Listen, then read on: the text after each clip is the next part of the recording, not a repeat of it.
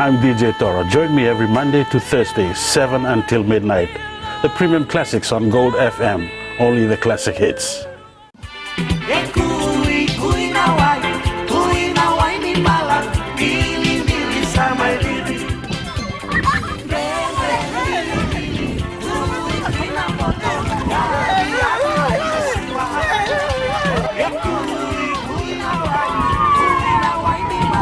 Nimbula metango nimilote na isoro tumboa nama kia umena rua kina ona na veka vi monite kina vaka rombuka rongo mena via sana kina viva ka baro takini ndreko malolo ena radio Fiji wana na wongani pia niano ngai nama kia kina.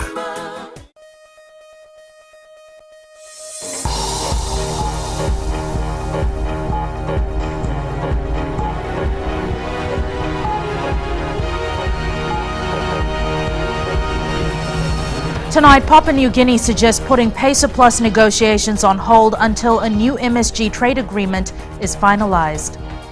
Fiji's efforts to reduce HIV and AIDS under the spotlight. And Fiji Pharmaceutical Services to supply medicine to small Pacific Island nations.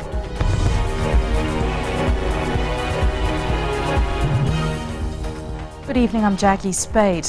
Papua New Guinea wants to pull out of the PESA Plus trade negotiations with Australia and New Zealand to focus on the Melanesian Spearhead Group. This will further elevate the MSG as the leading regional bloc in the Pacific. PNG indicated its position at the Melanesian Spearhead Group Trade Ministers meeting in Nadi yesterday. Christopher Chand reports. Sealing the deal on the future of the Melanesian Spearhead Group. A new trade agreement drafted yesterday will be adopted at the MSG Leaders Summit in New Caledonia in June. There's obviously agreement in terms of the way forward in some of the new aspects of it. For example, movement of people, etc., and skills and services. There is a general consensus to focus on the MSG before going into trade negotiations on other regional deals such as PESA Plus. What's the point of going into a trading arrangement with Australia and New Zealand? There's nothing to be gained for us, so rather than wasting time on that, let's focus on what's important for us, and that's the MSG in the trading bloc. Essentially highlight the prominence that needs to be given to MSG. And the next step, of course, is PICTA. I mean, PICTA has hardly worked. It's been there on the table for a number of years. So really, you need to be strong and be able to function amongst your own peers first. Other delegates have also admitted to flaws in the trade negotiations with Australia and New Zealand. I pick up this PESA Plus and I'll discuss this with our government. And if it is not responding to actually what we need in the country, so as I said previously, we will maximize the use of MSG trade agreement. The inaugural Melanesian Spearhead Group Trade Ministers meeting has set the platform for strengthening trade relations between member countries. If anything, the MSG has now become stronger than ever, with members committing themselves to the group and to the future of Melanesia. Christopher Chand, FBC News. Meanwhile, new employment opportunities could soon open up for Fijian nurses and teachers in PNG. This follows a decision by the Papua New Guinea government to lift a ban on hiring experts for such jobs. Christopher Chand reports. The ripple effect from Papua New Guinea's economic boom is starting to reach our shores, with new employment opportunities for local graduates. PNG Trade Minister Richard Maru says a shortage of nurses and teachers has seen the government lift a ban on foreign nationals filling these positions. Looking to the islands to fill a lot of the positions in Papua New Guinea, and we think there's a lot of opportunities for our folks within the island regions to come and work in PNG, because we, rather than us going to the likes of Asia or Australia, New Zealand, we are looking to the islands to come and fill a lot of the opportunities that are available. The PNG government will undertake an extensive survey to determine the number of positions available before advertising the vacancies. Both PNG and Fiji governments are already in discussions on how the skills shortage can be addressed. Maru also said there are many business opportunities in PNG which locals could capitalize on. And island-based companies to also come and invest in a lot of the exciting investment opportunities in PNG, and we are looking to capital from the islands and people from here really to go out and invest in in PNG, and this agreement now must set the platform to allow for all of this to take place. Trade between Fiji and PNG stood at more than $23 million in 2012 and is expected to grow further this year. Christopher Chand, FBC News.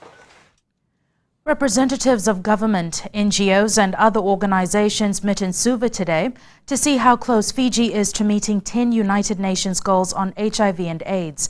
The deadline for the UN declaration ends in 2015, and a midterm review will gauge how well we've done.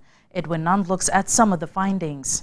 Fiji is a country with a low infection rate, but that doesn't mean we don't have our work cut out. It's a pressure situation that we're in.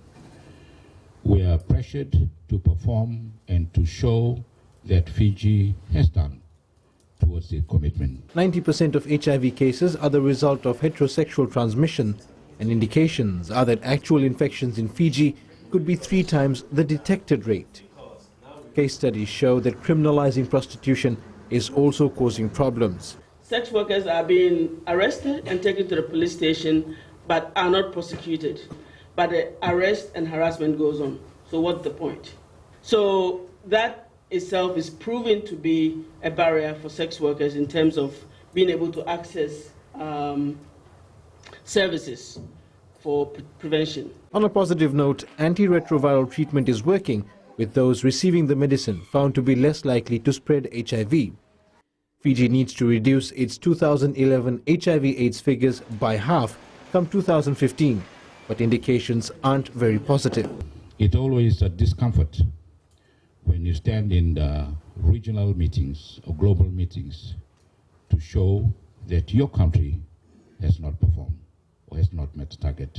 Last year, 4 babies were born HIV positive, but this was because their mothers contracted HIV during the course of the pregnancy. The findings today will allow local agencies and international organizations to come up with better strategies to reduce HIV and AIDS in Fiji.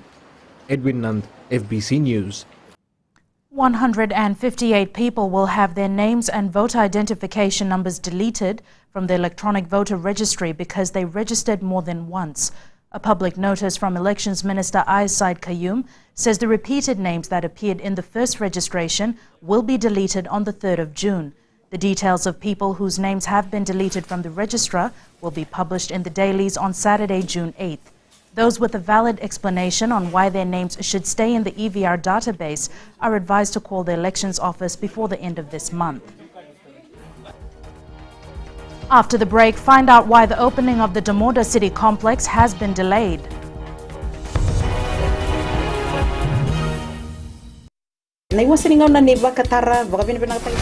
Bola, oya wasala bilawa. Do pata ki au mena diwa kina tini karona kaloko na single boni moniti kina varomboka. Kako ni valatana no musini sari na kai samarian dolo loma leone vani ni nau omgori ke de mena diwa kina tini karona kaloko na single boni moniti kina varomboka and Bula FM number 2 and sere.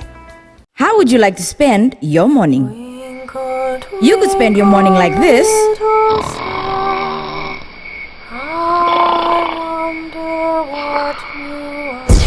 Or you could spend it like this.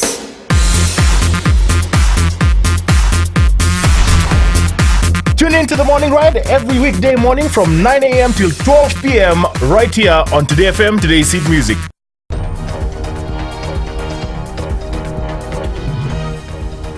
Welcome back. You're watching FBC News. More businesses are installing fire alarms in their buildings and offices. It's not a legal requirement, but the National Fire Authority is seeing an increase in businesses taking fire safety more seriously. Ritika Pratap reports. The National Fire Authority has an electronic monitoring system that can be connected to any building and sound an alarm in case of a fire. Most commercial properties are now joining this network. I think business communities are now realizing that a fire is one of the major risks that they have to manage to make sure that they don't go through devastating fire, or if there's a fire, the impact is minimized. Installing fire alarms currently depends on the risk assessments carried out by the business owners themselves. However, NFA is working on making fire alarms compulsory under the law. In the meantime, employers can take fire safety to another level. Trained in fire wardens, trained in firefighting team, training in fire safety. So our fire safety department are quite busy, but it's a positive trend from the business community. Commercial properties are inspected every year to see that they comply with fire safety standards, which is needed to renew business licenses.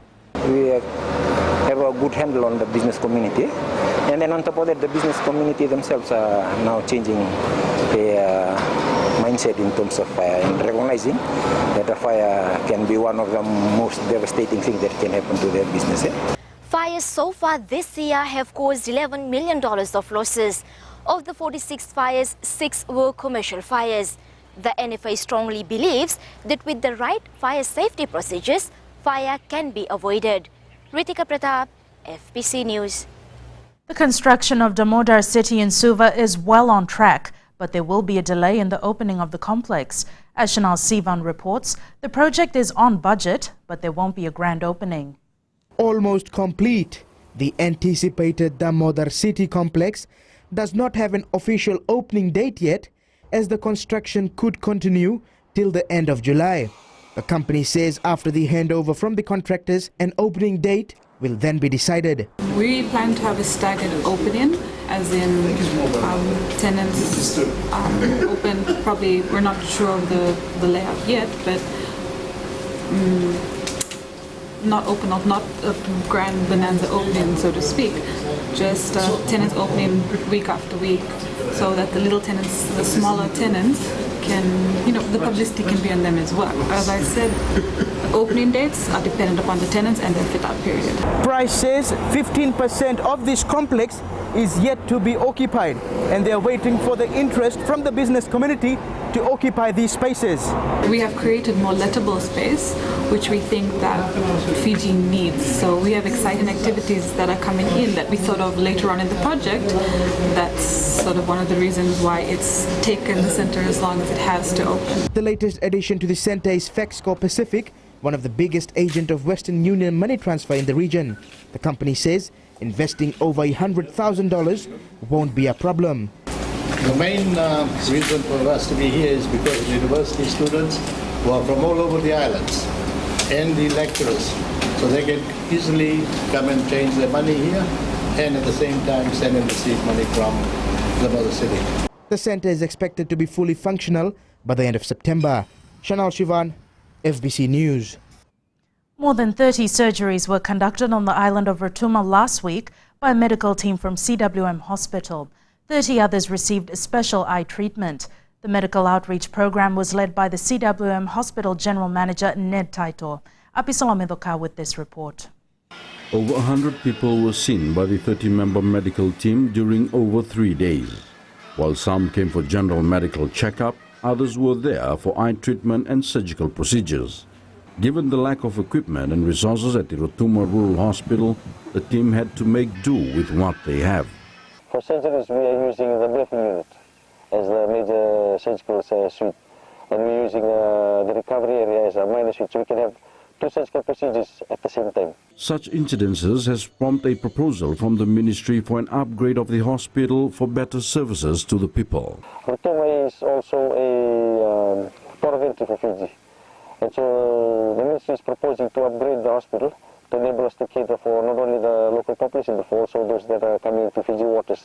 The outreach program is part of an ongoing program by government to take services to the people. One of the guiding principles of our outreach is the government's guideline that we take the services to the rural areas where they cannot come to us. Taito says the next medical outreach program will be held in Kandavu soon. Apisola Medoka, FBC News. The success of the FBC Vodafone Park Jam over the weekend has spurred the Fiji Broadcasting Corporation to organize even bigger events in the future. As Mika Longa reports, the huge turnout at Albert Park encouraged the organizers to raise the bar for the next Park Jam, which will be held in Lautoka. Organizers knew there'd be a huge crowd, but something this big was beyond even their imaginations. Extremely successful. It was beyond our expectations. FBC estimates that around 10,000 people flocked to the Albert Park. Crowds overspilled onto the road along Victoria Parade, and the lucky ones managed a spot near the main stage during the 8-hour non-stop entertainment.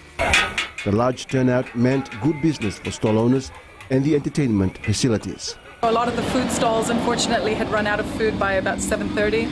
A lot of them were then running around trying to get more supply. So I think it worked for everyone. It worked out very well. The FBC Park Jam showcases local talent, a testimony of the company's support for the local music industry. Park Jam is an annual event. There's 3 Park Jams a year.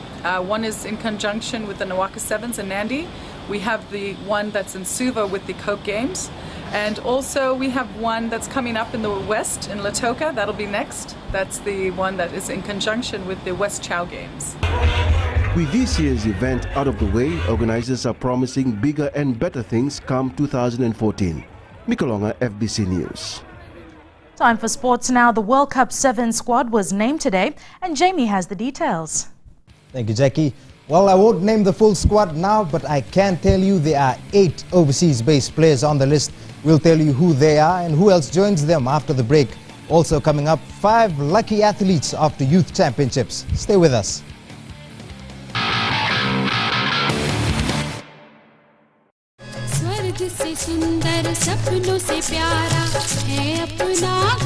जहाँ हो प्यार का बसेरा और रिश्तों की खुशबू, वो है आपका अपना घर संसार.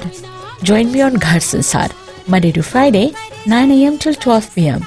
only on Radio Fiji 2.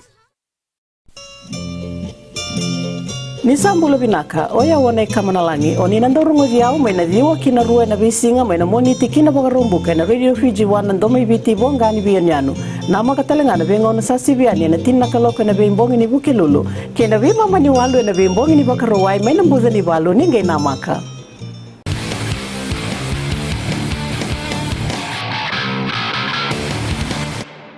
Welcome back. You with FBC Sports.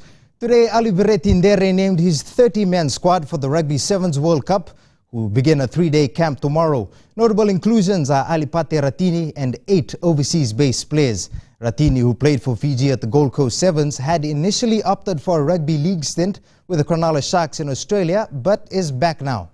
Overseas-based reps include Watisoni Votu, Sermai Mburotu, Choeli Lutumailangi, Timothy Matanovo, Veriniki Ngoneva, Nicola Matowalu, Metu Isela Talimbula, and Waiseane Adalevu.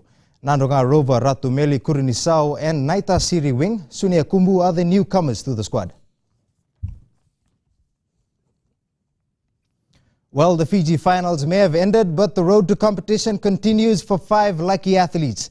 For the first time, 5 Athletics Fiji runners are on the list for the IAAF Youth World Championships in Ukraine in July. Fiji will send the biggest contingent from the Pacific region. Elena McDonald reports. Top performances by Aaron Powell, Jacob Wanganivalu, Batinisavu Ulayata and Saula Nandrokoro will see them team up with US-based runner Danny Alakija for their first ever international outing in 2 months' time. It's a big plus to Athletics Fiji, and this would also help our quota in the next 2 years when we have the same games. With the future of Fiji athletics looking bright, officials are wasting no time to get this outfit armed and ready for elite competition. We've already communicated to them yesterday, so the communication is still going this week, and how best we can bring them together as a team and prepare them as a team. And for being the first Pacific Island country to qualify more than 1 athlete for the championships, they've even made a backup plan to ensure the trip happens. We have communicated to Fiji Sports Commission this morning. I've also spoken to Peter Macy, so hopefully we'll be sitting down tomorrow to look into how best they can assist if there's some shortfall from IWF. A new crop of young Fiji athletes have been born, a sure sign for better things to come leading up to the 2015 Pacific Games in Papua New Guinea. Elena McDonald, FBC Sports. After the opening round of rugby and football matches at ANZ Stadium last weekend, the Fiji Sports Council is ensuring the pitch stays in top order. The FEC has limited the number of matches on the main pitch in order to maintain the high quality of the playing surface whenever it is used. The newly renovated venue recorded the biggest turnout in a football match this season during the league games last Sunday.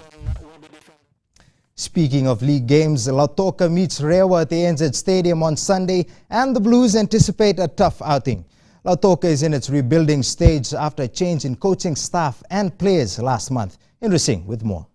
Nisikeli Cheke turns and clears it away for the Lautoka side. The Lautoka football side makes its debut at the new ANZ Stadium pitch on Sunday. And despite being up against a team under pressure, the Blues are not looking too far ahead. We would count on the other results as lost this match last week against Navua. But there will be a different team this week because they are playing a different team. Coupled with that, Lautoka's own performance has not been too flash this season. The side is currently mid-table and need a win to ensure their fight for a top-notch finish is revived. We will try to do our best and trying to keep a low profile, as you have said, and then we'll come up as things get improved. A number of games will be played in the league this weekend, with the biggest clash being the Suva-Lambasa encounter at Lodala. But for Lautoka, it's all about becoming the first Sugar City football side to win at the new ANZ Stadium. Indra Singh, FBC Sports. Well, Jasper did it at the Coke Games on Friday. Narungaf Rugby did it for Suva, did it over Suva on Saturday. And then Nandi Football crashed the party on Sunday. Can the Blues continue the Western onslaught at the ANZ Stadium? I guess we'll find out this Sunday. That's it from Sports Tonight. Good evening.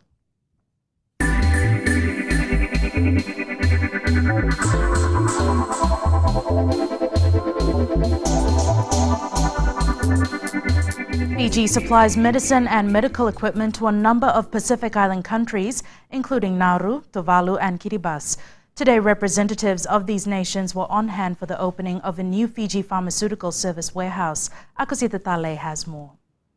The Pharmaceutical Services Center supplies all of Fiji's public health facilities and even sells to private pharmacies. Our ability to source medicine has seen neighboring countries turn to us for help. A new warehouse was also opened today in front of High Commissioners from Tuvalu, Nauru and Kiribati. In the past, we used to look towards Australia, but now because of problems with our funding and our economy, we're looking at Fiji. Avafo Irata, the Deputy High Commissioner for Tuvalu, says his home suffers from a shortage of medical equipment. You probably are aware that we have a medical scheme that we are currently running with Fiji.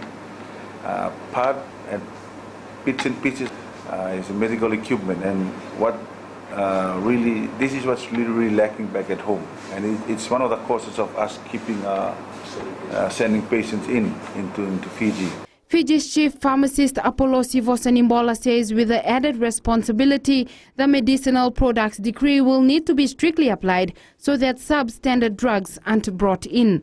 Any clinical trials of any new products has to go through a vigorous system of researchers and academics to ensure that whoever is interested to do a clinical trials in Fiji has to be approved and endorsed by this committee. Earlier this month, the FPS announced a profit of $434,000 in its bulk purchase scheme. Aksita Tale, FBC News.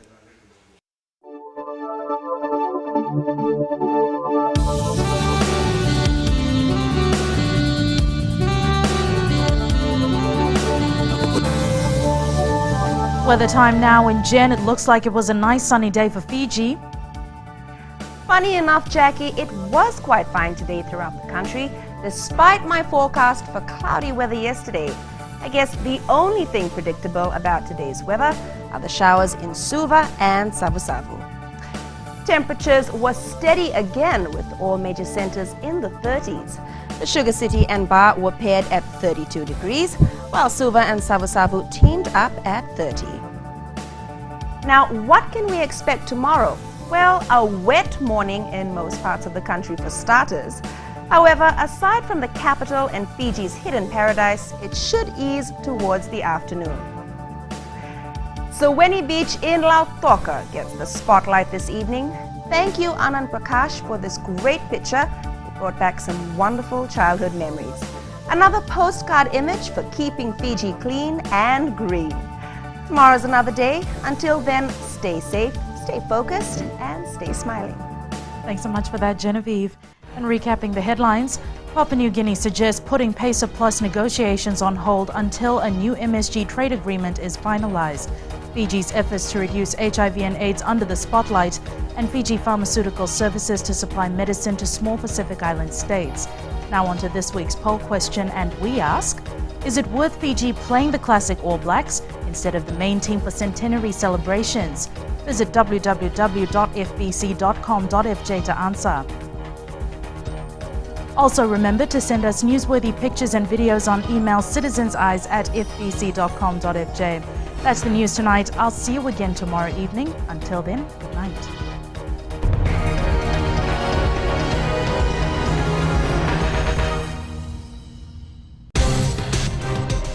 I wake up in the morning, I prefer to go down to the gym, get a bit of physical work done. Also, later on in the day, I decide to go through for meditation. I do a bit of reading to find out what the latest songs are, a bit of research. And for me, it's all about the listeners. Hey, what's up? I'm Rio, and this is the Traffic Jam every weekday from 3 o'clock to 7, only on Today FM. Today's hit music. What's up?